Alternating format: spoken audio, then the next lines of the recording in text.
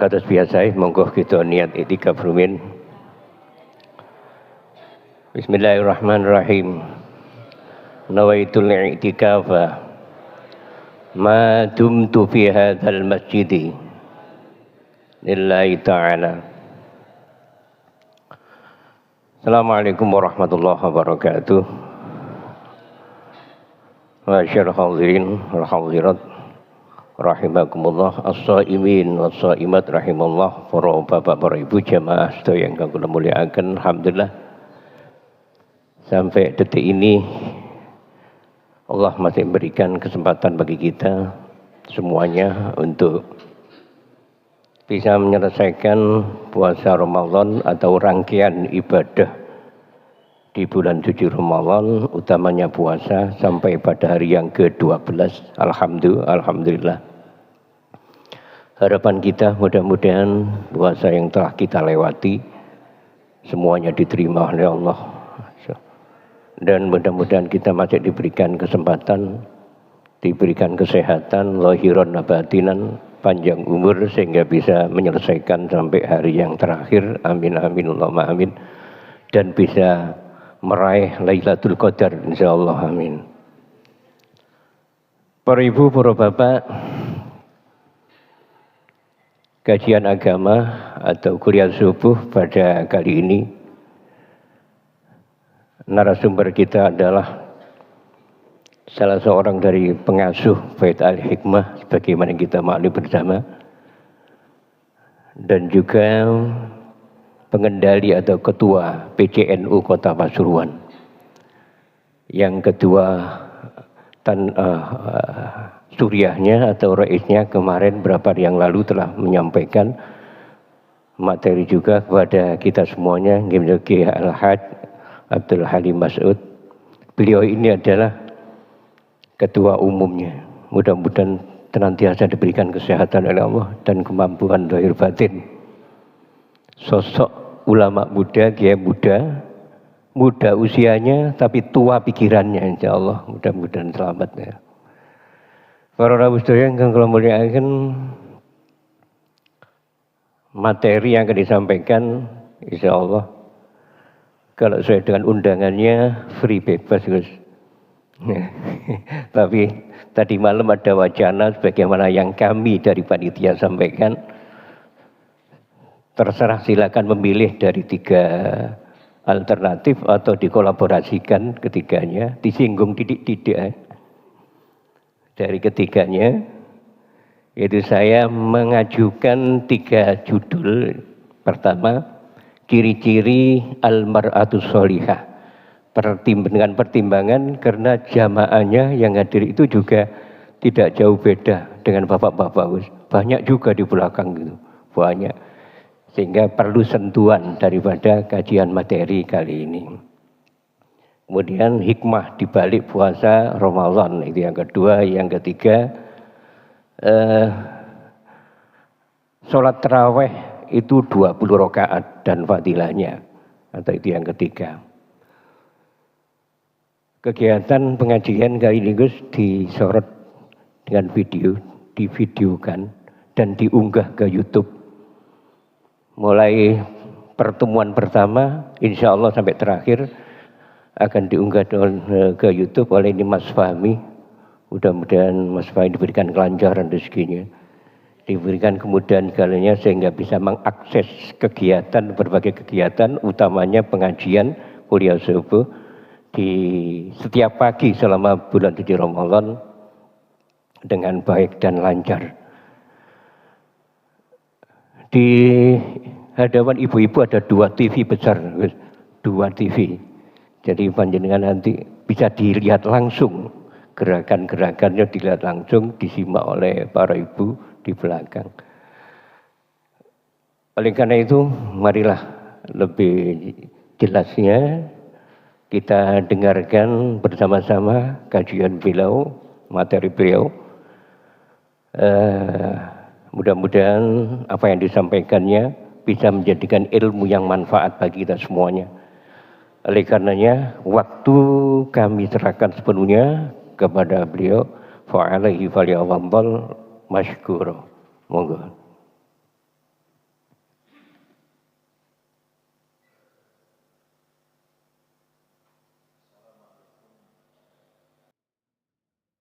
Bismillahirrahmanirrahim. Assalamualaikum warahmatullahi wabarakatuh.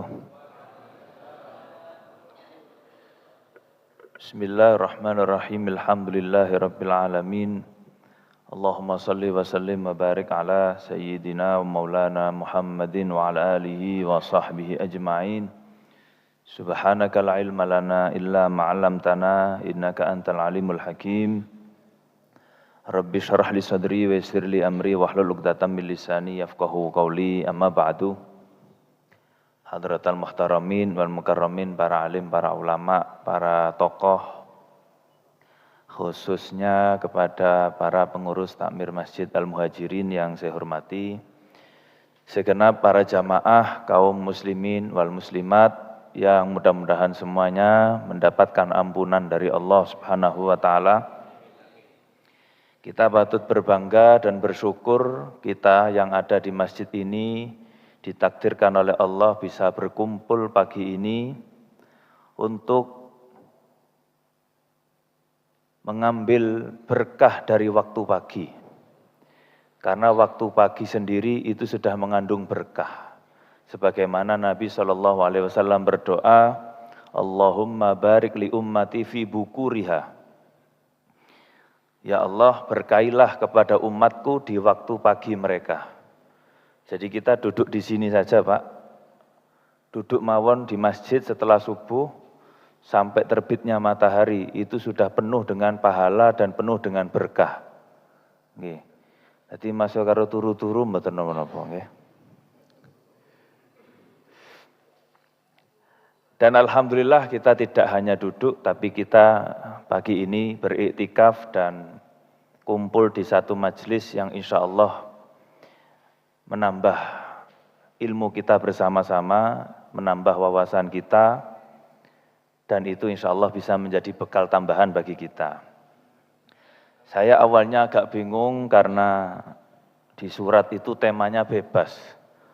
Lah kok tiba-tiba ditembak tema tertentu. Dan enggak hanya satu tapi borongan. Ini pasti dari 3 panitia ini semuanya. Ini urun satu-satu kayaknya ini. Apalagi di situ ada tema yang cukup serius itu, tema tentang perempuan. Ya. Ini kalau salah repot ini. Ya. Karena perempuan itu Pak, kalau sudah protes, jangankan suaminya, Allah itu dengar Pak. Ya. Di Al-Quran itu sampai ada surat Al-Mujadalah atau Al-Mujadilah. Loh itu isinya adalah karena perempuan yang lagi gegeran sama suaminya itu sampai Allah ngerti itu. Allah dengar Pak. Ya, jadi kalau perempuan protes ini Masya Allah. Ya. Dan makanya saya bawa kitab di sini Pak, takut salah saya. Tapi ini tema yang menarik. Jadi saya membaca di dalam Al-Quran, ternyata, gini pembukaan saja dulu, ternyata laki-laki dan perempuan itu sama-sama mendapatkan kedudukan yang sama-sama dimuliakan oleh Allah, sama-sama dihormati di dalam Al-Quran. Jadi di dalam surat Al-Ahzab, ayat 35, saya menemukan satu ayat yang menunjukkan bahwa Allah melihat laki-laki dan perempuan itu sama-sama memiliki kedudukan yang mulia di sisi Allah Subhanahu wa taala. Allah Subhanahu wa taala berfirman, A'udzubillahi minasyaitonirrajim. Innal muslimina wal muslimati wal mu'minina wal mu'minati wal qanitina wal qanitati was sadiqina was sadiqati was sabirina was sabirati wal khashi'ina wal khashi'ati wal mutasaddiqina wal mutasaddiqati was saimina was saimati wal hafizina furujahum wal hafizati wadz dzakirina Allaha katsira wadz dzakirati a'addallahu lahum maghfiratan wa ajran 'azima. Jadi ini secara spesifik, secara letterlek, secara kalimat Al-Quran menyebut laki-laki dan perempuan secara bersama-sama. Nggih.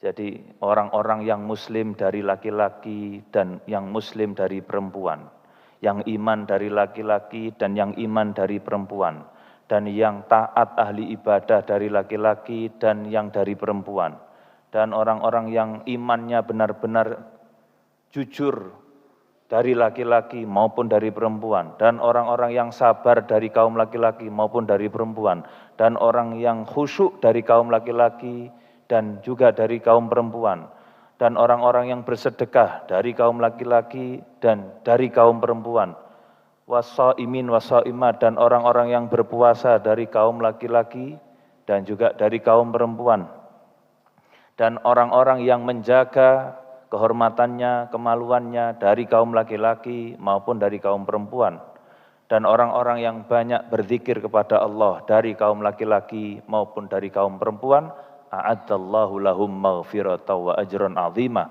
Allah telah siapkan bagi mereka ampunan dari Allah dan pahala yang luar biasa besar. Niki sebagai pembuka, jadi ibu-ibu jangan khawatir ya. Biasanya ibu-ibu itu merasa didiskriminasi, Pak. Oke. Di dalam Islam kok enggak pernah disebut saya ini ya. Ini disebut. Dan di Al-Quran ada surat An-Nisa, ya, surat perempuan. Ada Al-Mujadalah tadi. Ini ku bahas tentang perempuan. Baik, saya akan sedikit mulai dari kedudukan laki-laki dan perempuan sebagai manusia. Oke. Para rawuh, para hadirin wal hadirat, rahimakumullah. Di dalam satu kitab ada seorang ulama kontemporer namanya Syekh Muhammad Mutawalli Asy'arawi. Beliau ini mufassir kontemporer dari Mesir yang baru-baru ini wafat, mungkin dalam kurun 10 tahun terakhir beliau wafat. Beliau memiliki sebuah tulisan atau kitab tidak terlalu tebal yang judulnya Makanatul Mar'ah fil Islam atau kedudukan perempuan di dalam Islam. Itu saya baca serius karena diminta oleh takmir masjid untuk bahas perempuan, jadi saya baca serius itu ya. Termasuk ini saya bawa buku kitab Syarhul Arba'in An-Nisaiyah. Ini kitab isinya 40 hadis yang berhubungan dengan perempuan. Ini Pak. Jadi bukan hanya Arba'in Nawawi Pak. Biasanya kita mengenal kitab yang 40 hadis itu adalah Arba'in Nawawi, yaitu 40 hadis yang dikumpulkan oleh Imam Nawawi. Ternyata kumpulan 40 hadis itu banyak sekali. Saya pernah ngaji Al-Arba'in fil Ahadits Al-Hadariyah. 40 hadis yang menerangkan tentang peradaban-peradaban atau nilai-nilai di dalam Islam. Ada lagi Al-Arba'un fis Syama'il An-Nabawiyah. 40 hadis tentang profil dari Nabi kita Nabi Muhammad SAW. Ada lagi kitab yang dikarang oleh Syekh Yusuf An-Nabhani. Beliau mengarang Al-Arba'una Arba'un. Al-Arba'una Arba'un itu 40 kumpulan yang isinya masing-masing kumpulan 40 hadis. Jadi 40 kumpulan yang isinya masing-masing kumpulan itu ada 40 hadis. Jadi Al-Arba'una Arba'un, 40-nya 40 begitu. Kalau di bahasa Indonesia. Jadi jenis 40 hadis itu banyak dikarang oleh para ulama. Nah, salah satu yang menarik itu ini. Al-Arba'un An-Nisaiyah, 40 hadis yang berhubungan dengan perempuan. Ini saya bawa ini supaya ibu-ibu ngerti bahwa Islam itu begitu perhatian sama perempuan. Oke. Jadi enggak ada diskriminasi Bu ya. Nah, para hadirin wal hadirat rahimakumullah. Di dalam kitab yang tadi saya sebut yang dikarang oleh Syekh Muhammad Mutawalli Asy'arawi, beliau memberikan satu pembuka yang menarik bahwa perempuan itu adalah salah satu jenis manusia selain laki-laki yang sama-sama memiliki kemandirian dalam berpikir, dalam berperilaku, dalam mengambil keputusan, dan dalam memperlakukan sesuatu. Jadi di sini posisinya perempuan dengan laki-laki itu sama-sama makhluk yang mandiri, independen, secara zat. Secara zat, perempuan dan laki-laki itu sama-sama makhluk yang mandiri. Artinya apa?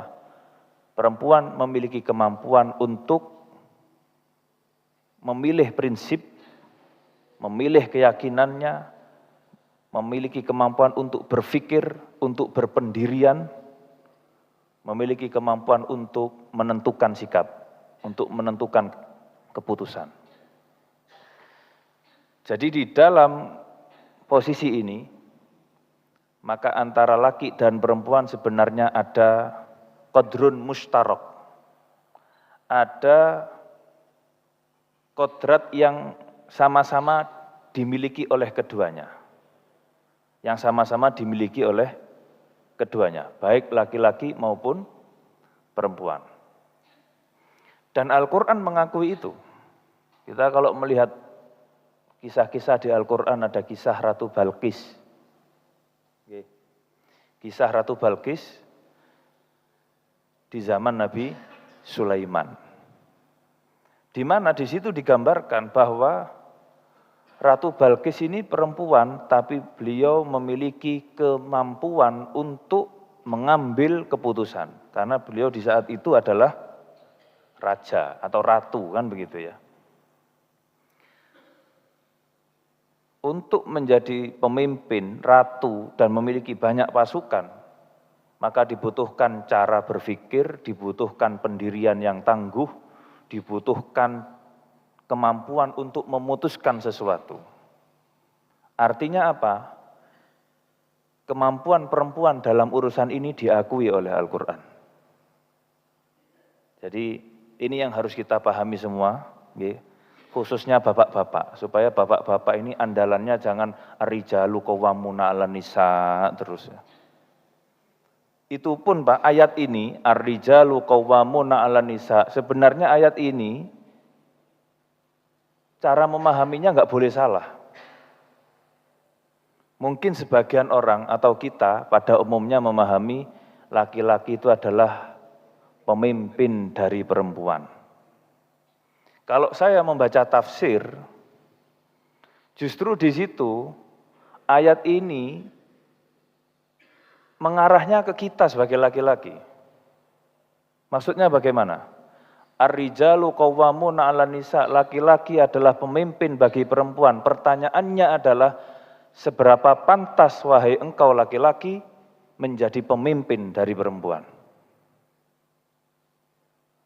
Seberapa pantas engkau menjadi pemimpin dari perempuan? Menjadi pemimpin itu berat. Kalau masih sukanya menang sendiri, berarti bukan pemimpin itu. Kalau masih sukanya main kasar, bukan pemimpin itu, Pak. Karena menjadi pemimpin itu berat. Jadi ini sebenarnya mantulnya ke kita ayat itu, bukan untuk senjata kepada perempuan. Justru menjadi alat untuk mengoreksi kita sebagai laki-laki itu. Ar-rijalu qawwamuna 'alan nisa. Artinya apa? Seberapa qawwam kamu, wahai laki-laki. Qawwam itu apa? Seberapa layak kamu menjadi pemimpin bagi perempuan.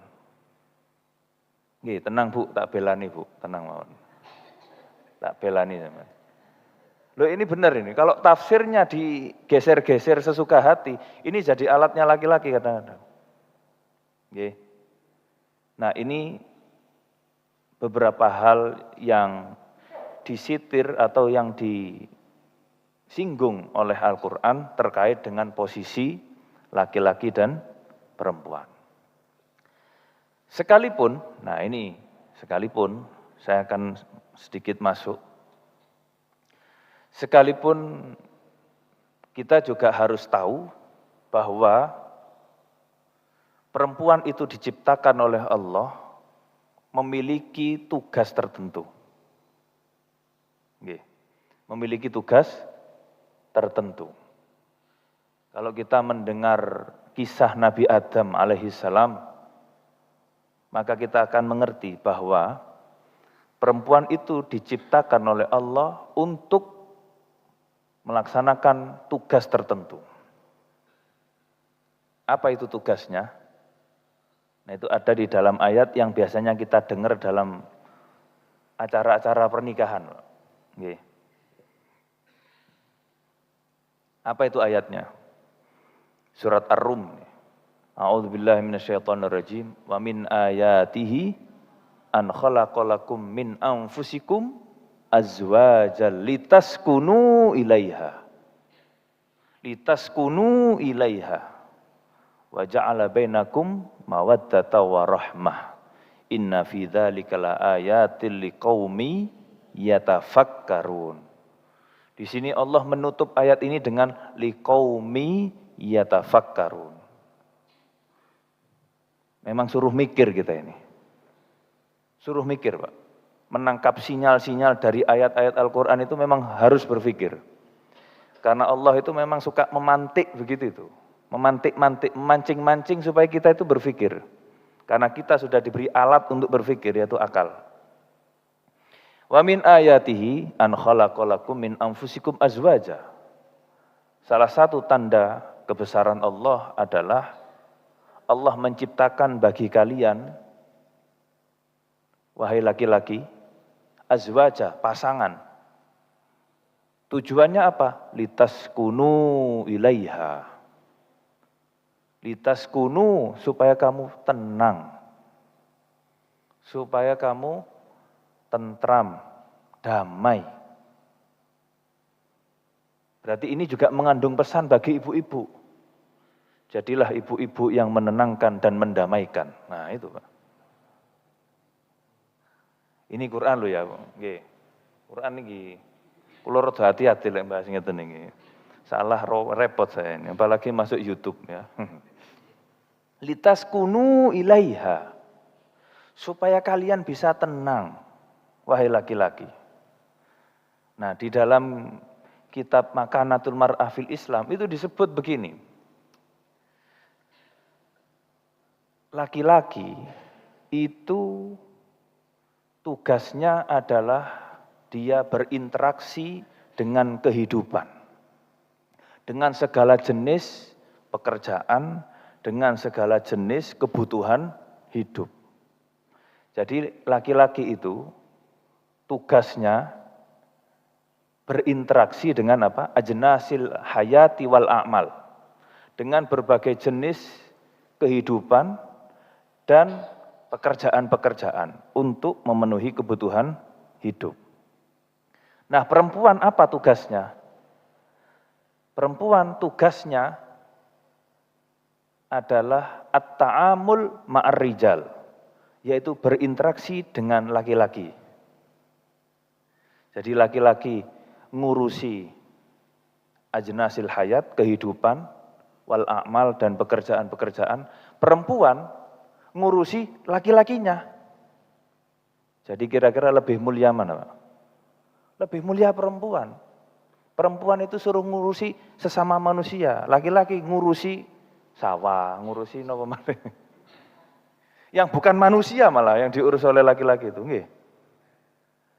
Berbagai macam jenis dalam kehidupan. Perempuan tugasnya muhimmatuha at-ta'amul ma'ar rijal, yaitu berinteraksi dengan laki-laki. Kalau saya pikir-pikir berarti lebih mulia perempuan ya. Perempuan itu diberi tugas satu, perhatikanlah laki-laki. Udah itu. Makanya ketemu litaskunu ilaiha itu tadi. supaya kamu tenang wahai laki-laki dengan adanya perempuan, dengan adanya pasangan, kamu akan tenang. Baru wa ja'ala bainakum mawaddatan wa rahmah. Ini maksudnya adalah ya agar dari kalian berdua akan lahir al-banin wal hafadah, anak dan cucu-cucu, keturunan. Tapi yang pertama kali adalah litaskunu ilaiha. Inilah yang kemudian para hadirin wal hadirat rahimakumullah melahirkan satu bab tentang bagaimana perempuan yang ideal. Supaya litaskunu tadi itu. Supaya litaskunu ilaiha, maka muncul kemudian pembahasan tentang bagaimana perempuan yang ideal. Nah, itu kemudian dibahas juga oleh banyak ulama dan salah satu yang paling mudah untuk kita kaji, kita baca kitab Imam Ghazali dalam kitab beliau Ihya Ulumuddin. Di situ dijelaskan bab adabul muasyarah. Adab-adab atau tata cara berumah tangga, tata cara berkeluarga.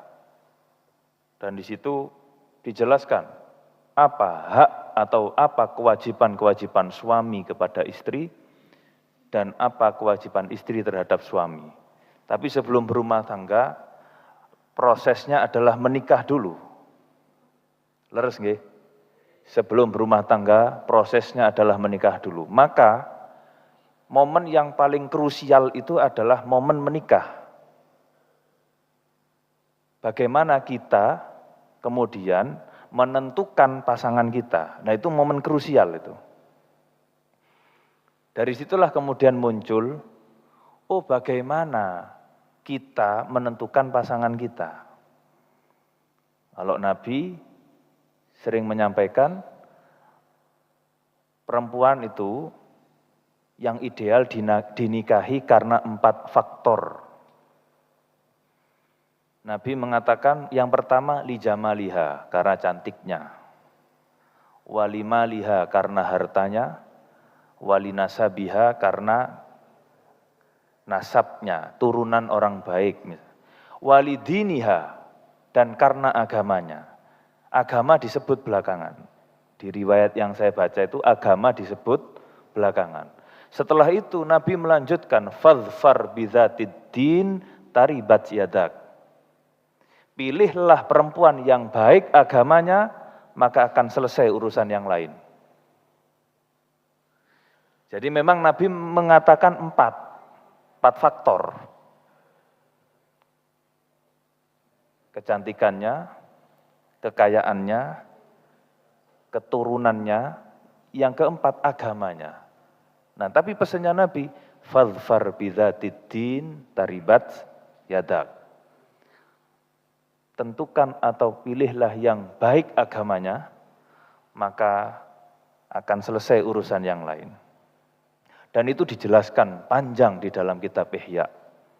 Bagaimana perempuan itu akan sangat menentukan kehidupan laki-lakinya, pasangannya. Itulah mengapa Nabi mengatakan fadhfar bidzatid din taribat yadak. Pilihlah yang baik dalam urusan agamanya, maka akan selesai urusan yang lain-lain. Kamu akan gampang. Dan memang benar, perempuan yang baik dalam urusan agama, ketika menjadi pasangan kita akan sangat memudahkan si laki-laki untuk menjalani kehidupan, untuk menjalani rumah tangga. Makanya ini dikembangkan kemudian oleh Imam Ghazali. Perempuan yang ideal itu ada 8 Pak faktornya. Kalau menurut Imam Ghazali. Agamanya, husnil khuluq berarti apa? Perilaku yang baik. Kemudian penampilannya menarik. Kemudian termasuk bab bisa melahirkan, artinya subur. Nggih. Kemudian apa malih? Kula sampai mboten hafal niki di depan ibu-ibu ini. Nggih. Kecerdasannya, nggih. Cuma niki perempuan ideal, Pak. Sosok perempuan ideal. Pertanyaannya, perempuan yang ideal itu mau nggak sama kita? Kan gitu kan pertanyaannya. Nggih. Pengennya sing ideal, pertanyaannya gelem apa gak kan ngoten.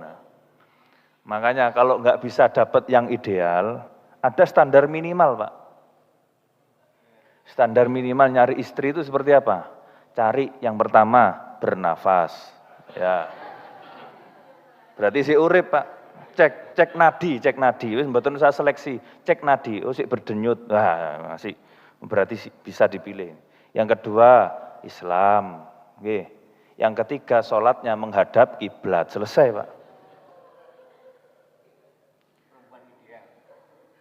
Perempuan ideal bagi laki-laki yang sudah hampir nggak laku. Nah, itu sudah. Itu 3 syarat itu saja cukup, nggih. Menurut saya nyari yang 8 tadi, kadoan, Pak, nggih. Nemu, Pak, cuma masalahnya gelem apa gak karo aku. Nah, itu. Nggih. Artinya tapi ini memang ada sosok-sosok perempuan ideal menurut Islam, itu ada. Meskipun kalau mau atau enggak sama jenengan itu nasib jenengan, kan begitu ya. Tapi ini penting untuk diperhatikan baik oleh kita laki-laki atau oleh perempuan. Kenapa? Karena setiap kita ini akan menikah, akan berumah tangga, dan akan memiliki anak. Pemahaman kita tentang sosok ideal tadi, baik bagaimana menjadi laki-laki yang bertanggung jawab, bagaimana menjadi laki-laki yang memiliki sifat kepemimpinan yang ideal, dan juga bagaimana menjadi perempuan yang ideal, itu tidak lepas dari tarbiyah, dari cara mendidik orang tua di dalam rumah.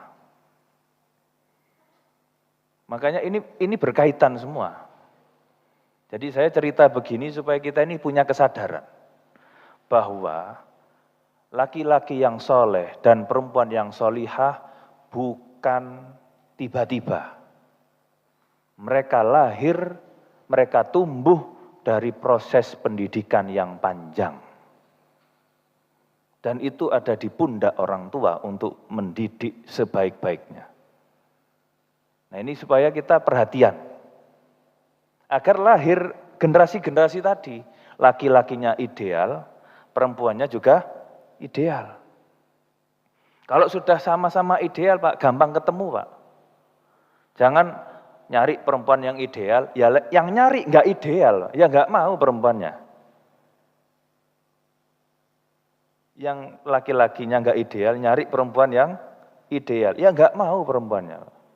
Tapi kalau sama-sama ideal, akan mudah ketemu nanti. Dan bayangkan kalau rumah tangga itu suami istri ideal. Itu yang untung rumah tangganya, yang untung anaknya, yang untung banyak, termasuk tetangganya, saudaranya ikut untung. Melihat keluarga harmonis itu ikut untung. Lihat tonggo gegeran, terus tonggone melok keganggu nih. Tonggone melok keganggu. Dulure nggih melok sumpek ndelok iku gegeran tok ae. Nggih. Makanya ini penting. Jadi litaskunu ilaiha itu harus dijawab oleh dua-duanya. Si laki-laki bisa menjadi pemimpin yang baik, si perempuan bisa menjadi penenang yang baik. Jadi ketika suami datang, sudah capek-capek, perempuannya langsung menyambut dengan teh hangat, ya. Perempuannya menyambut dengan sapaan yang lembut, nggih. Bukan langsung dikei LPG, Pak, entek LPG-ne ya, jangan begitu. Wis kesel-kesel mulai-mulai kei LPG. Nggih. Sing ngakake banter pengalaman iki, nggih. Muli-muli. Nah nggih. Pemene wis kebengen, Pak. Wah, iki bapak-bapak bingung golek alasan niku. Apa alasan mulai iki ngoten. Nah, jadi ini memang harus klop. Jadi ini saya nggak hanya bicara perempuan ya, ini memang harus klop. Harus klop, Pak. Jadi inilah yang kemudian digaungkan oleh Islam. Semangatnya itu begitu. Jadi bukan kalah-kalahan. Betul, saya tidak setuju kalau perempuan hanya dianggap sebagai apa? Objek. Wis wedok iku melok ae. Enggak, Pak. Perempuan itu dari kodratnya tadi punya kemampuan secara independen untuk berpikir. Lah, Anda kira perempuan bisa jadi solihah, itu kan juga tumbuh sendiri, artinya tumbuh dalam prosesnya. Bukan karena Anda sebagai suaminya kan. Sebelum Anda ketemu dengan pasangan Anda, bagaimana dia berproses mulai kecil. Itu kan proses yang dialami oleh si perempuan, Pak. Pinter, solihah, pinter memanage, atau pinter ngurusi rumah tangga, pinter. Loh itu kan proses pendidikan yang dialami oleh si perempuan. Sebelum ketemu laki-laki, sebelum ketemu pasangannya. Jadi sama-sama punya proses untuk tumbuh. Kita kemudian ketemu saat menikah dan kemudian berumah tangga. Jadi ini penting untuk kita ingat-ingat bahwa ada qadrun mustarok di situ. Ada kodrat yang sama-sama dimiliki oleh laki-laki maupun perempuan. Sekalipun ada kodrat lain yang berbeda. Nah itu tadi. Kodrat lain yang berbeda itu apa? Laki-laki berurusan dengan kehidupan dan dunia ini. Perempuan berurusan dengan laki-lakinya.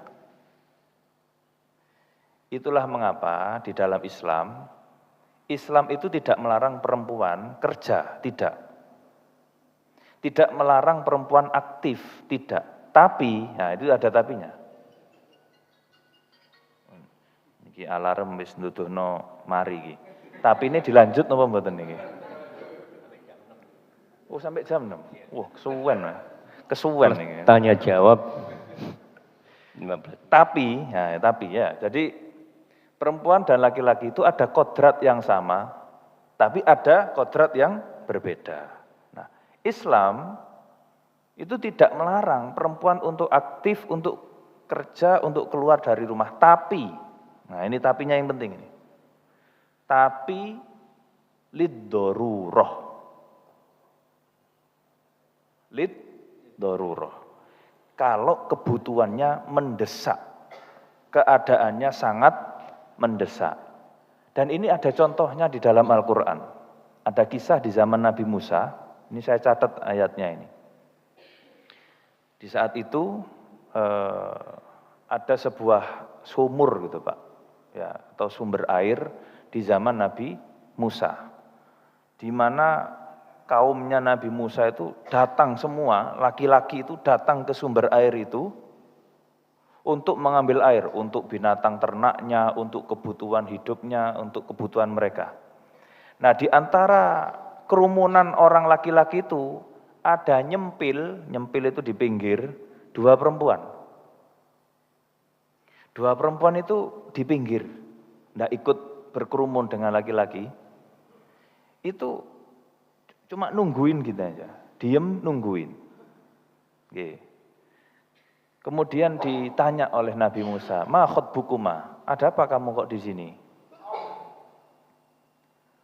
Kata si dua perempuan ini, qalata la nusqi hatta yusdirar ri'a'u. Kami enggak mau ambil air sampai kerumunan itu bubar. Sampai kerumunan laki-laki yang mengambil air itu selesai, mereka bubar, baru kami akan mengambil air. Wa abuna syaikhun kabir, karena bapak kami itu orang yang sudah sangat sepuh. Jadi untuk kebutuhan ngambil air sudah nggak mampu bapak ini. Maka punya anak perempuan dua, ya hanya dua anak ini yang bisa mengambil air itu untuk kebutuhan hidupnya. Dari kisah ini, kita bisa ambil pelajaran bahwa ayat ini menunjukkan bahwa terkadang kondisi kehidupan itu memaksa perempuan untuk pergi kerja atau untuk pergi mencari solusi untuk kehidupan. Ya, bekerja itu kan mencari solusi untuk kehidupan. Karena dicontohkan di sini, contohnya apa? Ngambil air nih.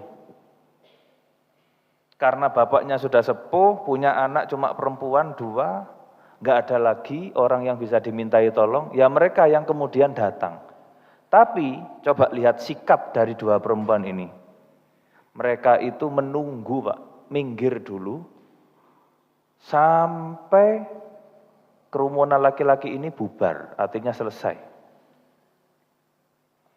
Nah di sini maknanya adalah memang ada kondisi-kondisi yang memaksa perempuan untuk keluar dari rumahnya, tapi jangan lupa bahwa perempuan itu harus ngerti kodratnya. Harus ngerti kodratnya. Artinya apa? Boleh Anda keluar, tapi satu kondisinya kalau mendesak, yang kedua, kalaupun harus keluar dari rumah, aktif di luar sana, Anda harus ngerti cara berinteraksi dengan orang di luar. Artinya apa? Ya jangan masuk ke kerumunan orang laki-laki yang tadi rebutan air itu.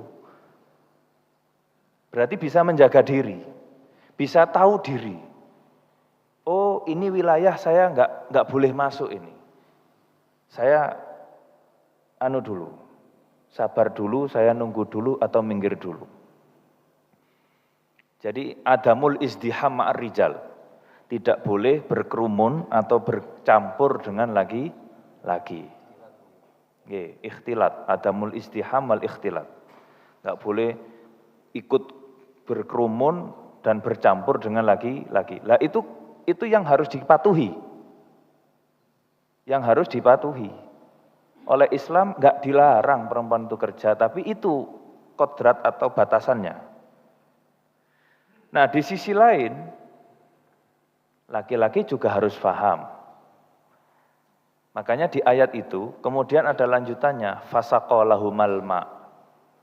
Karena melihat ada 2 perempuan yang antri, maka ada laki-laki yang kemudian membantu kebutuhan perempuan ini untuk mengambil air.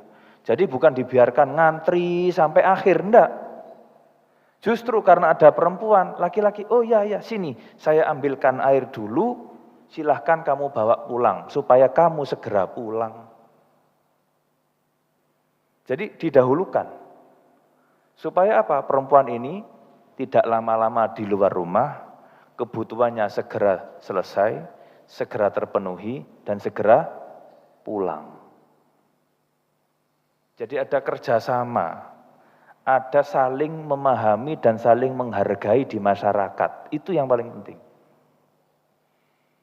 Kita malah, kulon itu malah kalau ke luar negeri Pak, justru lebih melihat itu di sana. Contoh, ada kereta, itu kereta khusus perempuan, bahkan ada itu. Kereta khusus perempuan, KRL itu khusus perempuan. Ada Pak. Kok di Indonesia itu cuma toilet tok sing dipisah. Liyane kok campur ya saya gitu. Artinya harusnya ada hak-hak perempuan yang diberikan secara khusus memang. Ya tadi fasaqalahumal ma' tadi itu. Gambarannya ketika ada perempuan punya hajat di luar rumah, maka laki-laki harus segera membantu menyelesaikan kebutuhan si perempuan itu supaya perempuannya segera kembali. Oke. Jadi tempat duduk untuk perempuan. Bahkan ada kereta khusus perempuan. Wah, itu kok keren ya. Oke. Bahkan ada kendaraan ojol di luar sana. Itu ya drivernya perempuan dan hanya menerima penumpang perempuan. Ya. Itu contoh-contoh saja, contoh-contoh kecil. Ya, jadi bagaimana kemudian kita memahami bahwa ada batasan-batasan yang harus dipahami. Apakah ini menjadi kekangan Apakah ini berarti Islam mengekang perempuan? Tidak. Ketika Islam memberikan aturan sedemikian rupa tentang perempuan tadi, sebenarnya tujuannya bukan untuk mengekang, tapi justru untuk menyelamatkan kehormatannya. Kenapa? Karena manusia itu diberi syuur, diberi perasaan oleh Allah. Dan Allah tahu, laki-laki itu ada 3 tahap perasaan. Ya, manusia itu punya 3 tahap perasaan. Pertama, apa namanya, al-idrak, yang kedua al-wijdan atau al-wujdan, yang ketiga an-nuzu'. Pertama, perasaan itu tahapannya adalah kenal dulu atau setelah melihat ada rasa. Iya betul enggak? Setelah ada rasa, terngiang-ngiang. Setelah terngiang-ngiang, ingin memiliki. Loh, itu perasaan manusia sudah itu. Bahkan ada syair yang menarik bagi saya. Ahmad Syauqi namanya. Beliau membuat syair 1 bait saja. Beliau mengatakan, nadratun fabtisamatun fasalamu fakalamun famau'idun faliqa'u. Diawali dari pandangan, disusul dengan senyuman, kemudian ada sapaan. Kemudian dilanjutkan dengan pembicaraan, dan lanjut dengan janjian dan ketemuan. Nah, itu Pak. Iya apa enggak ini? Iya. Lah itu sudah natural kita itu. Nadratun fabtisamatun fakalamu fasalamu fakalamun famau'idun faliqa'u. Tahapannya begitu. Dari memandang, terus senyuman, terus sapaan, assalamualaikum, mau ngono tok bahaya, Pak. Bahaya. Makanya laki-laki sama perempuan itu jangankan sentuhan, enggak sentuhan itu nyetrum, Pak. Makanya harus hati-hati, apalagi sentuhan. Konslet itu, ya. Jadi ini penting. Nah, sehingga Islam memahami psikologinya manusia itu begitu, psikologinya laki-laki apalagi begitu itu sudah. Setelah melihat ada rasa terngiang-ngiang ingin memiliki. Yang ingin dicegah oleh Islam adalah jangan sampai dunia ini kacau gara-gara ini. Nah, makanya perempuan kalau bisa, nggih. Kalau tidak mendesak, di rumah lebih baik. Bukan karena tidak ingin memberi kebebasan, bukan. Karena Islam ingin menyelamatkan kehormatannya. Mohon dipahami dengan pelan-pelan, nggih. Jangan nabrak saya loh. Ini saya hanya menyampaikan logika Islam mengatur batasan-batasan bagi perempuan tadi. Nah, sekarang pertanyaannya, niki sing realita mawon. Kadang kan kita nggak cukup untuk memenuhi kebutuhan sehari-hari, makanya saya harus bantu kerja, kan begitu ya. Sebelum kita membahas perempuan kerja atau tidak, yang penting untuk dibahas itu sebenarnya cara kita mengukur cukup atau tidak itu bagaimana. Nah, ini penting ini. Cara mengukur cukup atau tidak, itu bagaimana? Apakah kita membuat target dulu atau menyesuaikan target dengan penghasilan? Kalau kita membuat target dulu, misalnya targetnya di angka 9, penghasilannya masih 4 atau 5, pasti akan merasa tidak cukup. Maka, wah berarti saya harus ikut kerja mas, supaya kita bisa mencapai 9.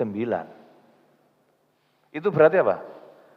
Targetnya 9, penghasilan 4 atau 5. Maka akan kelihatan nggak cukup. Tapi kalau dibalik, Kita penghasilannya berapa dulu? Oh 5. Bisa enggak kita hidup dengan gaya hidup 5, bukan 9? Nah, coba dibalik begitu. Nah, yang bikin kita selalu enggak cukup itu kan, kita gaya hidupnya kita pasang target duluan, penghasilannya dipaksa nututi. Niki yang sering terjadi nggih. Nggih, aja ngamuk neng kula, niki pancen kenyataane ngoten niki nggih.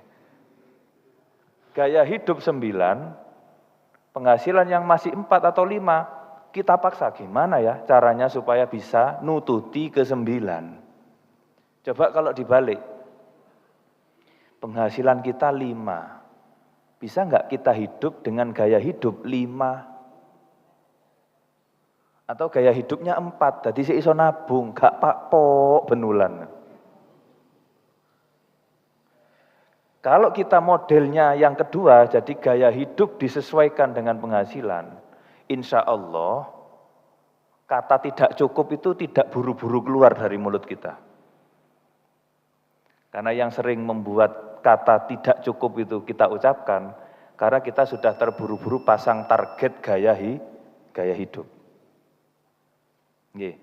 Makanya Pak kalau lihat tonggone tuku sepeda motor gak usah iri Pak. Syukuri mawon, alhamdulillah tonggoku tuku sepeda motor anyar dan alhamdulillah aku yo sik duwe sepeda motor. Ngoten lho. Bane padha lorone padha bundere, yo gak ono bedane berarti wis ngoten ta. Padha lorone bane padha bundere Pak. Wis tenang mawon, mboten usah panas.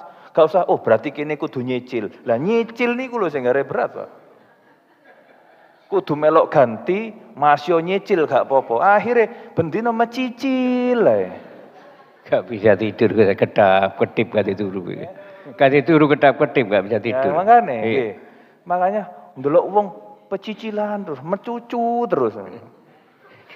Bukan orang lain yang tidak menyenangkan, kehidupan Anda sendiri yang tidak menyenangkan. Siapa yang menyebabkan itu? Ya Anda sendiri. Tidak bisa ramah terhadap orang lain, ya medudut terus ya.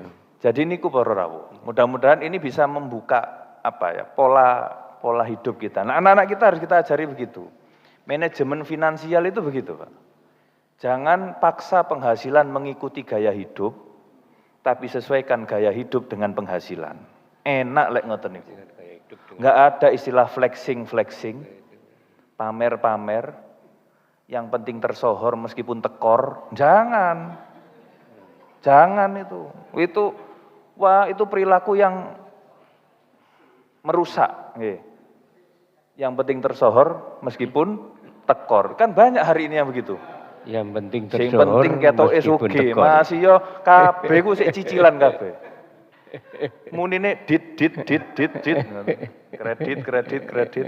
Pemane ono iklan YouTube pinjol lewat. Wah, cocok iki. Modal KTP cair 80 juta. Enak iki, Ron. Nggih. Akhirnya KTP digawe nyubuk pinjol, Pak. Nggih, pun gampang-gampang mundut pinjol. Pinjol niku gampang nyiliye, angel nyaure. Kaya utang poso, ojo gampang-gampang utang poso. Utang poso niku kados pinjol. Gampang utange, angel nyaure. Kadang ono sing setahun gak kesahur kok. Utang poso niku, nggih. Hati-hati. Mboten kula gak nyebut ibu-ibu kok. Ibu-ibu. Malek krasa alhamdulillah. Orang perempuan enak. Nggih. Ya. Ada gak puasanya, tapi yo nyaure iku itu Nah, itu yang jawabannya. harus dihati-hati nggih. Perempuan itu haid, nifas ketika Ramadan. Memang nggak boleh puasa, tapi jangan lupa ngodok. Termasuk, nah ini tadi ada hal-hal terkait puasa sedikit saya bahas. Termasuk perempuan yang hamil dan menyusui. Perempuan yang hamil dan menyusui itu boleh tidak puasa, mendapat keringanan dari syariat dengan catatan. Ada catatannya. Ini yang penting ini. Ojo cuma ilingi boleh tidak puasa, betul. Tapi catatannya juga harus diingat. Pertama, kalau dia khawatir tentang keselamatan dirinya, maka dia boleh meninggalkan puasa, tapi harus qadha tanpa fidyah. Tapi kalau dia khawatir tentang keselamatan anaknya, dia boleh tidak puasa dengan catatan harus qadha dan fidyah. Jadi tidak ada yang hanya fidyah tanpa qadha, tidak ada. Kadang-kadang ada ini, temuan saya di masyarakat itu begitu. Ibu-ibu nggawa beras, napa niki fidyah? Pun ngodok, Bu, mboten perlu wong cukup fidyah tok. Satu fidyah berapa banyak, Gus? Perlu disampaikan. Satu fidyah niku 600 gram. Nggih. 600 gram sampai 700. Bahan pokok, ya. Dibulatkan 1 kilo gitu, Gus ya. Ya terserah, tapi bulatannya adoh niku, Jan. Kacek 400 gram, Jan. Satu mut lah, satu mut niku 0,6 kilo, nggih, 0,6 kilo ya. 6 gram. Tapi jangan hanya bayar fidyah, tapi juga harus qadha. Yang boleh tidak puasa dan hanya membayar fidyah itu hanya 2 jenis orang. Pertama, orang yang sangat sepuh, yang sudah tidak mungkin puasa, itu enggak wajib qadha, cukup bayar fidyah. Yang kedua adalah orang yang sakit dan sakitnya itu tidak mungkin sembuh. Ada lagi yang lebih enak, Pak. Enggak wajib qadha, enggak wajib fidyah. Orang gila. Orang gila gitu ya. Itu lebih enak itu, ya. Enggak wajib puasa, enggak wajib qadha. Enggak wajib puasa, enggak wajib qadha, enggak wajib fidyah. Enak niku. Tapi syaratnya harus gila dulu ya. Naudzubillah min dzalik. Nggih, Pun. Pun niki mawon lah.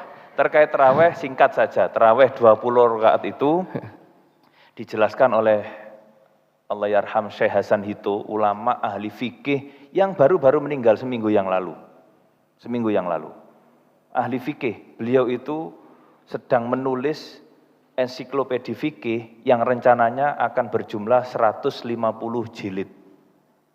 150 jilid. Mungkin sak soft niki full niki. Nek dijejer kitabe. 150 jilid. 150. Dan beliau sampai akhir hayatnya kemarin baru sempat nulis 75 jilid. Beliau mengatakan, tarawih 20 rakaat itu sudah disepakati oleh para ulama sejak zaman sahabat. Sejak zaman Sayyidina Umar bin Khattab mengadakan majelis tarawih itu. Jadi tarawih dulu itu sebelum Sayyidina Umar bin Khattab mengambil inisiatif, tarawih dulu itu di satu masjid tapi Pak, pisah-pisah, pencar-pencar.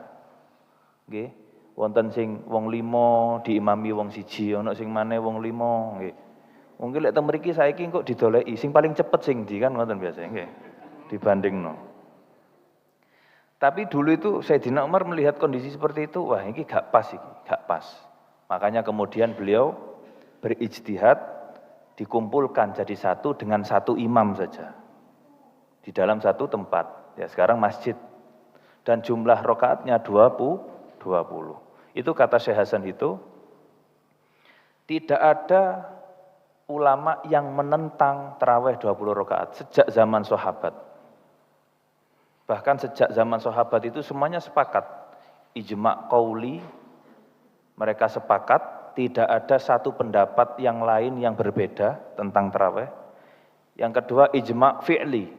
Mereka juga sepakat untuk melakukan bersama-sama tanpa ada yang menentang. Dan ijma' sukuti. Dan enggak ada yang punya komentar berbeda tentang tarawih 20 rakaat. Tidak hanya di zaman sahabat, tapi itu turun-temurun sampai kepada para ulama-ulama. Secara mayoritas di dunia ini, semuanya bersepakat bahwa yang dinamakan tarawih adalah sholat 20 rakaat. Niki mawon sing saged kula sampaikan. Matur nuwun, mohon maaf atas segala kekurangan. Ihdinas siratal mustaqim. Assalamualaikum warahmatullahi wabarakatuh. Waalaikumsalam warahmatullahi wabarakatuh. Masya Allah, luar biasa. Pemaparan yang telah disampaikan sampai saya nggak bisa mencatat poin-poin apa yang harus saya catat. Nanti bisa kalian simpulkan sendiri manakala panjenengan semuanya buka YouTube-nya. Jadi dilihat YouTube-nya, ya, kemudian dicatat poin-poin penting yang harus diingat dan dijalankan, diamalkan. Waktu sebetulnya sudah habis, namun mohon sabar saantawis, barangkali di antara bapak dan ibu ada unek-unek, satu saja, satu bapak dan satu ibu, barangkali ada. Kalau enggak ada nanti diteruskan dengan ditutup dengan doa. Ada, Bu. Monggo. Insyaallah ada, Bu. Oh, ada Bapak. Assalamualaikum warahmatullahi wabarakatuh. Ada mic ya, ibu-ibu. Pakai mic Bu, mohon sewu.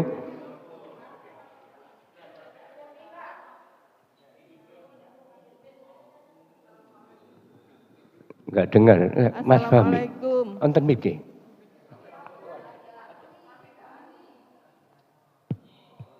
Ya, biar bisa didengar oleh semuanya, Bapak-bapak.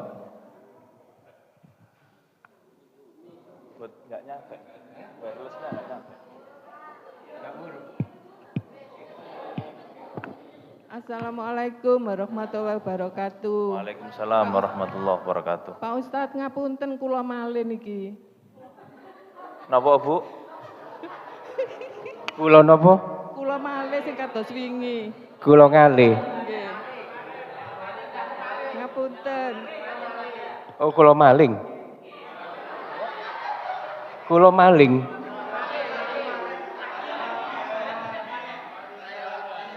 Oh, nggih. Sing tanglet sami kados kala wingi maksudnya. Oh ya, seperti yang kemarin. Nggih. Ibu sinten nggih? Niki ngapunten Nggih. mewakili wonten ibu-ibu sing anu tirose mboten saged. Mewakili ibu-ibu nggih, monggo Bu, napa pertanyaanipun? Mbak ndeli teng untune terose. Nggih, Niki monggo. kados pundi kok warisan leke khusus kagem tiang estri kok sepale? Napa kok mboten sami? Mboten niku setunggal. Sing nomor kali. Sing nomor kali ngeten. Terkait pemaparan niku wau tentang pasangan hidup. Nggih. Insya Allah saya dulu Pak waktu muda ya sudah istikharah Pak nggih ya. Tapi alhamdulillah dapatnya ya ini alhamdulillah. Bojoku ono enggak bojoku? I love you Pul ya. Nggih. Gini Pak, kalau yang ideal kan kita dapat suami yang ngerti agama ya. Istri Agamanya, juga begitu, agamanya ya, yang bagus. Idealnya. Tapi kalau kita sudah diberinya sama Allah yang seperti ini, alhamdulillah saya tetap bersyukur Pak Ustadz. Tapi perjalanan sekian tahun, 10 tahun, saya menyadari bahwa oh ini memang jodoh dunia akhirat saya, mungkin saya harus nerima. Tapi kalau memang suami saya enggak bisa maksudnya Membimbing, mengarahkan.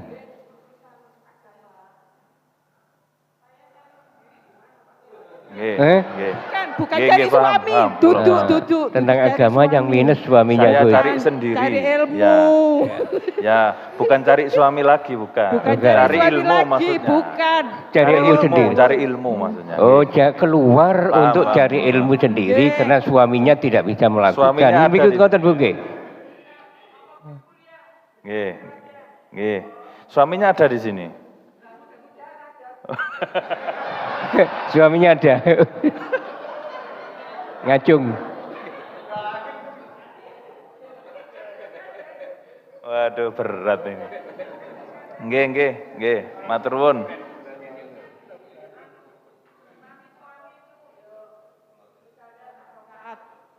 Al-Baqarah, tapi kan ya tidak mungkin. Jadi Nggih, akhirnya saya cari ilmu agama sendiri. Apakah itu tidak mencederai suami saya di akhiratnya nanti? Kan dia imam saya Pak Ustadz. Nggih, Gimana itu nggih. Pak Ustadz? Saya cinta banget sama suami saya Pak Ustadz, dunia Nggih, akhirat Pak nggih. Ustadz. Assalamualaikum nggih. warahmatullahi wabarakatuh. Waalaikumsalam warahmatullahi wabarakatuh. Waalaikumsalam warahmatullahi wabarakatuh. Nggih, ini dua pertanyaan yang kelas berat semua ini. Nggih. Pertama, mempertanyakan tentang pembagian waris. Nah, itu tadi Pak, perempuan kalau protes itu langsung Allah dengar itu ya. Nggih, memang ketentuan waris itu sudah dipastikan secara detail di dalam Al-Quran. Artinya apa? Nas tentang waris itu bukan kemungkinan, bukan penafsiran, tapi secara eksplisit disebut oleh Al-Quran di dalam Al-Quran. Bagiannya sekian, bagiannya sekian, bagiannya sekian. Yang penting untuk dipahami adalah kita harus melihat hikmah di balik pembagian itu. Jadi bukan berarti keadilan itu harus selalu rata atau sama. Dan pasti ada hikmah. Saya sebenarnya ada sedikit jawaban analisis psikologis, cuma nggak enak saya kalau ngomong sama perempuannya. Ada ibu-ibu di sini, nggak enak saya. Perlu tadi omong ini. Ngeten nggih, ini bukan mendiskreditkan, bukan. Tapi saya pernah baca kajian psikologis. Ya salah satu kenapa yang menjelaskan kenapa warisan laki lebih banyak daripada perempuan. Karena laki-laki itu kalau punya uang, prioritas yang dipikir keluarganya. Kalau perempuan punya uang, yang dipikir dirinya. Lah, ya kan protes kan nggak enak saya. Mboten salah, Bu nggih. Mboten nggih. Nggih, mboten. Ini kajian psikologis, Pak. Bukan saya. Nanti saya carikan sumbernya. Samen marah itu yang nulis itu ya. Bukan saya ini. Nggih. Nggih, niku mungkin, tapi kita ndak tahu lah. Itu nggak mesti begitu ndak. Tapi ada yang nulis begitu, Pak. Ada yang nulis begitu. Lah, jenengan parani sing nulis niku, nggih. Wis jenengan seneni ae. Gak cocok aku, gak cocok. Aku gak ngono lah, ngoten nggih. Tapi yang jelas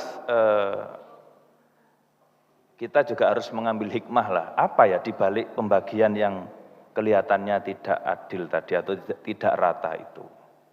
Nggih, makanya kita harus ngerti itu, kita coba ambil hikmahnya, nggih, kita ambil hikmahnya. Gini ku mohon Bu, saya tidak bisa melogikakan waris, karena waris itu memang ketentuannya sudah begitu. Diangkakan di dalam Al-Quran, itu mau gimana lagi kita? Itu teks yang sudah qot'i berarti. Nggih. Nah, niku mawon jawaban yang pertama. Nah yang kedua terkait tadi. Ya alhamdulillah saya sudah punya suami ya. Suaminya juga alhamdulillah sudah punya istri kan gitu kan.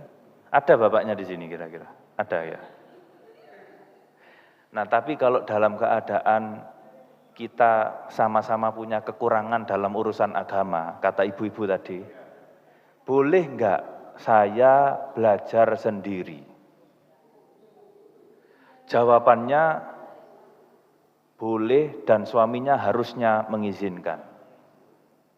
Yang penting tadi batasan-batasan ketika di luar rumah itu harus dipatuhi. Misalnya pengajian bareng ibu-ibu, monggo, saya mawon. Yang penting benar dalam arti pengelolaan majelisnya, kegiatannya baik.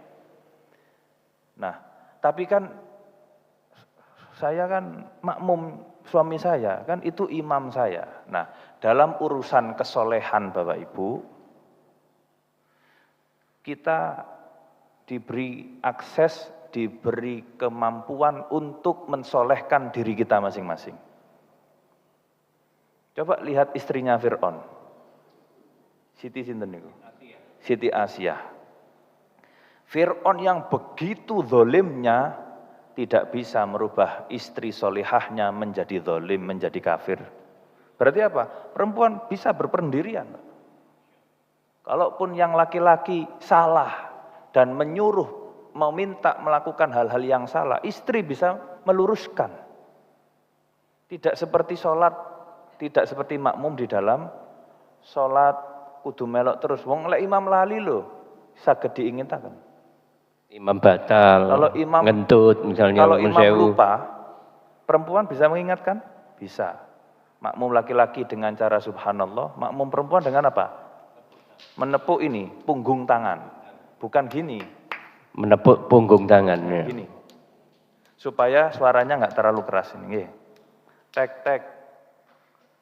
Berarti apa? Di dalam sholat pun kalau ada hal-hal yang kelewat oleh imam, makmum bisa mengingatkan. Apalagi di luar sholat. Artinya apa? Jangan karena imamnya nggak soleh, kita ikut nggak soleh. Ibu-ibu makmum. Tapi, wah kalau nggak nderek imam pun, imamnya nggak sholat, nggak kulo nderek mboten sholat. Jangan. Imamnya sih nggih ngapunten, imamnya sih mboten saged ucul saking nginum, kulo nggih manut mawon. Jangan. Mboten ngoten. Teori ini mboten ngoten. Jadi kalau bisa, ya alhamdulillah ada kesadaran begitu itu alhamdulillah. Berarti, oh aku kudu ngaji maneh. Nah yang paling pas, ya dua-duanya yang ngaji. Hari ini hadir dua-duanya, Gus. Nggih. Alhamdulillah. Makanya kula sanjang teng kanca-kanca yang pasangan-pasangan muda. Ya. Kalian dulu sebelum menikah mungkin sudah sempat ikut ngaji-ngaji di mana-mana. Setelah menikah kalian lebih butuh ngaji. Kula ngoten. Karena setelah pernikahan itu banyak hal yang kita hadapi dan kita butuh ilmu untuk menghadapinya. Jadi bukan malah berhenti ngaji. Setelah menikah itu kita lebih butuh ngaji daripada sebelum menikah. Nah, kalau bisa bersama-sama, wah niku pasangan ideal. Dari yang saat ketemu mungkin sama-sama belum ideal, tapi bertumbuh menjadi ideal bersama-sama. Indah itu, indah itu. Nggih ngoten Bu nggih? Nggih. Masalah sing wau jenengan protes teng psikologi ne, Pak. Ibu yang tanya tadi izin belajar sudah izin Bu nggih teng suami. Oh sampun diizini kali suami. Oh alhamdulillah diizini Gus nggih. Ya, berarti dilanjut itu nggih. Bapak nggih, Mas Suami. Pertanyaan, nggih, monggo. Baik. Digitalitor. Assalamualaikum warahmatullahi wabarakatuh. Assalamualaikum warahmatullahi wabarakatuh. Mungkin ini pandangan saya masalah waris tadi Ustadz. Kenapa kok laki-laki dapat 2 bagian lebih banyak lah gitu. Yang sepanjang saya dengar itu karena lelaki itu dapat warisan untuk menafkahi keluarga. Sedangkan kalau untuk wanita itu untuk dirinya sendiri. Terus yang kedua, seandainya wanita itu adalah janda, maka untuk kewajiban untuk menafkahi itu dari saudara laki-lakinya. Makanya kenapa laki-laki lebih banyak. Itu masih ada yang nanggung. Iya, ya. Itu yang sepanjang yang saya dengar. Terus yang kedua, sejauh mana batasan untuk ya perempuan yang keluar tadi itu? Enggak, untuk untuk kesetaraan perempuan sama laki-laki. Sekarang kan emansipasi wanita tuh. Nah, itu sampai sejauh mana dalam Islam itu untuk saat ini kan mungkin dulu beda dengan sekarang kan lebih modern lagi. Nah, itu sejauh mana emansipasi wanita itu terhadap laki-laki. Karena sekarang ini kan banyak wanita yang menuntut emansipasi seperti itu sih. Lebih dari laki-laki atau minimal setara lah dari laki-laki. Sejauh mana Islam sampai mengatur seperti itu. Itu sih, mungkin itu aja dari saya. Assalamualaikum warahmatullahi wabarakatuh. Nggih. Matur Mas Yenten. Mas Fahmi. Terima kasih atas penjelasan yang pertama tadi, membantu penjelasan saya ke ibu-ibu tadi ya. Iya. Masalah waris tadi. Yang kedua terkait sejauh mana batasan Islam dalam mengukur kesetaraan peran laki-laki dan perempuan tadi. Kita harus kembali lagi bahwa Islam itu sama-sama menghormati kedudukan laki-laki dan perempuan. Hanya saja ada kodrat-kodrat yang berbeda. Selama perempuan memahami kodratnya itu, maka sebenarnya bisa disesuaikan. Contoh begini, di dalam aturan syariat itu misalnya apa? Perempuan boleh keluar dari rumah, tapi catatannya jangan menampilkan penampilan yang menarik bagi orang lain. Makanya kan misalnya ibu-ibu di rumah ada telepon, Terus yang telepon orang lain Pak, orang luar, bukan suaminya. Itu cara jawabnya itu harus agak galak Pak. Harus agak galak. Halo, sapa iki? Oh no. Jangan malah Assalamualaikum.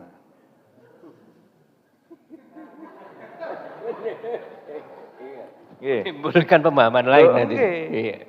Jadi apalagi ada orang yang bertamu ke rumahnya tanpa ada suaminya di dalam rumah, itu harus setel galak itu. Kalau bisa jangan diizinkan masuk, cukup di depan. Ada apa? Oh, kereng-kerengan. Ada apa? Iya. Enggak ada bapaknya. Ngoten. Judes ngoten lho. Judes saat seperti itu justru dianjurkan. Itu untuk menjaga apa? Nah, ini tadi Mas. Untuk membatasi apa? Ruang yang resiko tadi ini. Iya, iya. Yang berpotensi membuka resiko fitnah itu. Membuat fitnah. Ya jujur saja sekarang sulit, Pak. Nggih, sulit. Tapi Jadi, kalau sejauh keyakinan saya, kalau si perempuan tadi paham batasannya, insya Allah masih bisa. Nah sekarang emansipasi itu kita maknai apa? Apakah semuanya harus persis? Tidak. Jawabannya tidak. Nggih. Jadi perempuan itu punya hak untuk belajar, perempuan itu punya hak untuk apa? Berkarya, perempuan punya hak untuk bertumbuh, untuk pendidikan tinggi, untuk nopo-nopo, macam-macam. Hak-hak itu ada di dalam perempuan, semuanya ada. Tapi apakah kemudian harus sama peran perempuan dan laki-laki? Apakah harus sama? Nah, mengukur itu yang agak sulit hari ini. Nggih. Mengukur, oh ini kayaknya bukan wilayah saya misalnya, oh ini bukan wilayah saya sebagai perempuan, oh ini, lah ini yang agak sulit. Ini memang sangat relatif, tapi ala kulihal beginilah. Yang penting si perempuan tadi sudah paham batasan pun iku mawon. Mboten nun sewu, tidak bersalaman dengan orang. Nggih, tidak menunjukkan penampilan yang menarik pada orang lain. harus bersikap judes ya suatu ketika dibutuhkan. Bersikap judes terhadap laki-laki. Judes saat dibutuhkan tadi. Saat dibutuhkan. Ya. Makanya lek kerja di kantor yo macak kereng ngoten enggak apa-apa. Diwarani killer, diwarani opo terserah.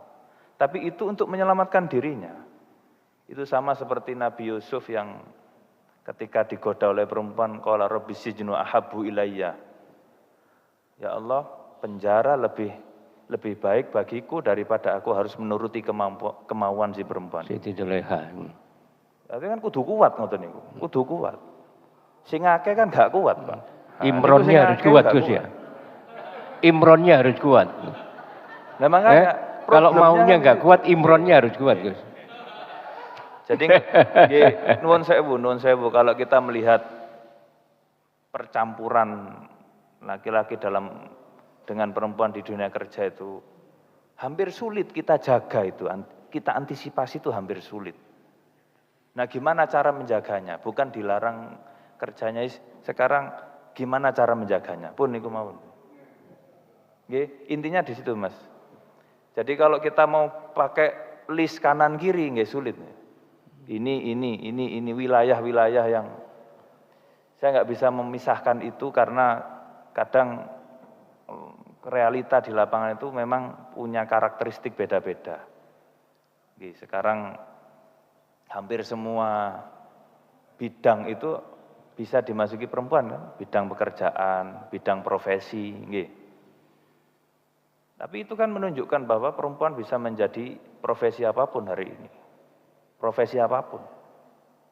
Dokter bisa, arsitek bisa, ekonom bisa, guru napa malih? Nggih, bahkan sampai ke pejabat. Termasuk juru parkir, termasuk jukir. Dan ulama kita tidak terlalu kaku urusan itu, Ngoten mawon, yang penting harus jelas. memahami Gus ya. Nggih. Jadi fungsi dan kedudukannya sebagai seorang perempuan dan seorang laki-laki. Nggih. Insya Allah selamat dan aman. Dan urusan di rumah tangga memang ada dorongan-dorongan dari Nabi agar perempuan sebagai istri itu kewajibannya memang untuk mematuhi suami. Sampai dijanjikan kalau perempuan itu menjaga sholatnya, menjaga puasanya, dan mematuhi suaminya, maka dia disilahkan untuk bebas memilih pintu surga mana yang akan dia masuki. Mulia sekali itu Pak, mulia sekali. Melakukan sholat, melakukan puasa, menjaga Jadi dirinya. Kalau perempuan itu menunaikan sholat wajibnya yang 5, kemudian menunaikan puasa wajibnya Ramadan, kemudian menaati suaminya, mematuhi suaminya, maka dia nanti di akhirat akan dipersilahkan untuk memilih dari pintu surga mana dia mau masuk. Subhanallah. Luar biasa nih. Kira-kira 4 kriteria itu insya Allah dimiliki oleh ibu-ibu jamaah di sini ya. Amin. Amin. Menjaga sholat, menunaikan, melakukan puasa, mentaati suami, dan menjaga harga dirinya, kehormatannya. Insya Allah akan masuk ke pintu surga mana yang dia kehendaki, Bu. Masya Allah, gampang cara ibu untuk meraih kunci surga itu betulnya. Wah, kalau melihat waktu sudah lewat, Gus. Overtime. Overtime. Ya minta kesepakatan aja. Kalau emang masih ada pertanyaan, apa sepakat dilanjut? Oh, cukup. Berapa menit aja? Cukup nggih? Cukup sekali cukup. Cukup ya. Bapak belum dapat kursi, Gus. Oh, sudah dari Mas Bami ya, sama itu ya. Saya tahu bapak-bapak ini wajahnya laki-laki tidak bercerita. Nah, ini.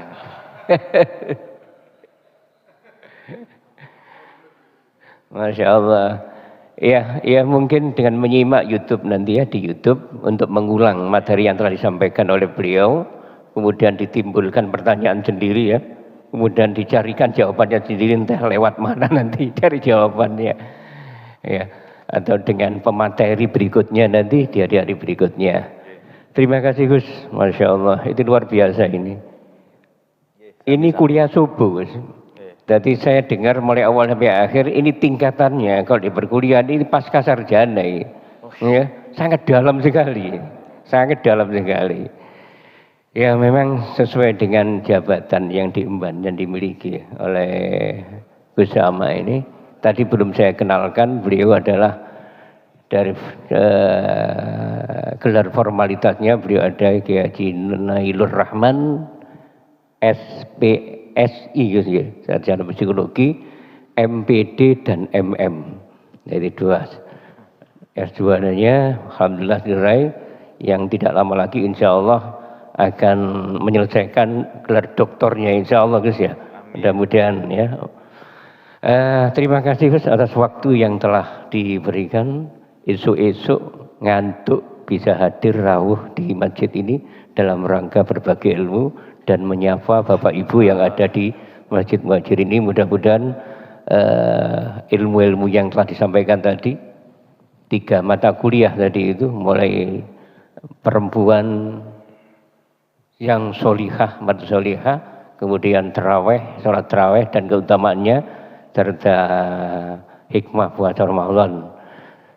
Mudah-mudahan ini semuanya menjadi ilmu yang manfaat bagi kita semuanya, sehingga bisa kita amalkan dan kita tularkan ya kepada yang lainnya yang saat ini barangkali tidak hadir Bu. Insyaallah, amin amin Allahumma amin. Mari lagi tutup dengan doa. Monggo. Sebelumnya mohon maaf atas segala penyampaian saya. Ini kelas paling kontroversial ini nggih. Dan mudah-mudahan kita semua bisa membangun rumah tangga lebih baik ke depan dan meninggalkan generasi ideal di masa depan. Al-Fatihah.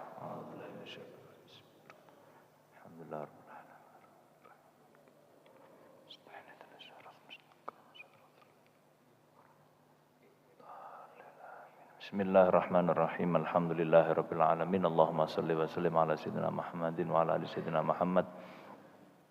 Allahumma ya ghani ya hamid ya mubdi ya mu'id ya rahim ya wadud aghnina bihalalika an haramik wa bi ta'atika amma asyatik wa bi fadlika amman siwak. Allahumma ya rabbana taqabbal minna innaka antas samiul alim wa tub alaina ya maulana innaka antat tawwabur rahim. Allahumma anta rabbuna wa nahnu abiduk, anta rabbuna wa nahnu abiduk, antal alimu bidhunubina faghfirha wa antal alimu bi'uyubina fasturha wa antal alimu biqulubina fa asliha wa antal alimu bitaqsirina fa'fu anna fa'fu anna fa'fu anna wa antal alimu bihajatina faqdiha. Allahumma ja'al hadzal jam'a jam'an mubarakan maimunan muhaiminan. Allahumma ja'alna wa auladana wa ahlana wa talamidatana min ahlil ilmi wa ahlil khair wa min ahlil Qur'an wa min ahlis salahi wal falah wa min ahlil jannah birahmatika ya arhamar rahimin. Ij'alna minasyakirin wa ja'alna minas sabirin wa ja'alna min ibadikas salihin. Wa sallallahu ala sayyidina Muhammadin wa ala alihi wa sahbihi wasallam. Alhamdulillahirabbil alamin. Bismillahil Fatihah.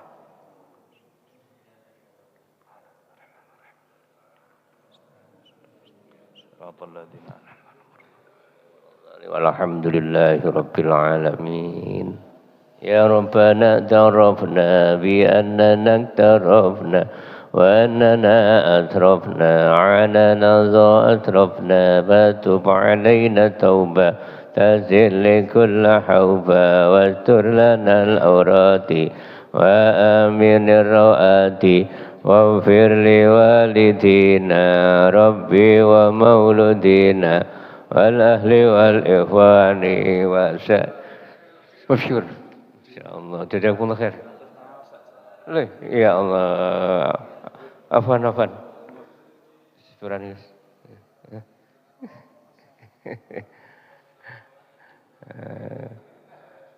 Bismillahirrahmanirrahim. La haula wala quwwata illa billah.